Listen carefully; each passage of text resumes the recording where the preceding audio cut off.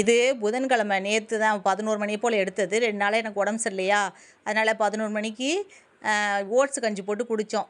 School office எல்லாம் leave போட்டாச்சு, lunch கட்ட முடியலன்னு. அப்புறம் கொஞ்சம் காயெலாம் எடுத்து கிரேவி போல் வச்சுட்டு சமைச்சிட்டு 2 மணிக்கு அப்பாயின்மெண்ட் வாங்கியிருந்தோம், ஹாஸ்பிட்டலுக்கு போகலான்னு சொல்லிட்டு பண்ணிக்கிட்டு இருந்தேன்.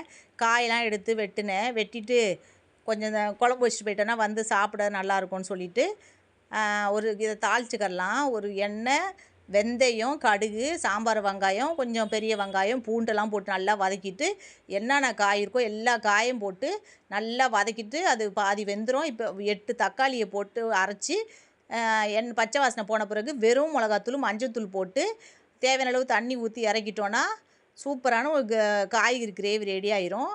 அப்புறம் அடுப்பில் முட்டை ஆம்லேட் போட்டுட்டேன், அதையும் எடுத்துட்டேன். அப்புறம் ஒரு வெள்ளரிக்காயை வெட்டி வச்சுட்டு மாம்பழத்தை வெட்டி வச்சுட்டு மத்தியானம் சாப்பாட்டுக்கு.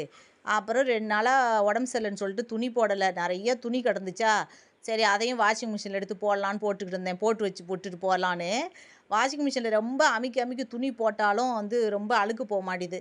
அமுக்காமல் அந்த மாதிரி போட்டோன்னா தான் அழுக்கு போகுது. அதை போட்டுவிட்டுட்டு அப்புறம் டாக்டர் சீட்டு ஏற்கனவே பார்த்தது எல்லாத்தையும் எடுத்து வச்சு பேக்கில் வச்சுக்கிட்டு இருந்தேன். இனிமேல் தான் ஹாஸ்பிட்டலுக்கு கிளம்பணும்.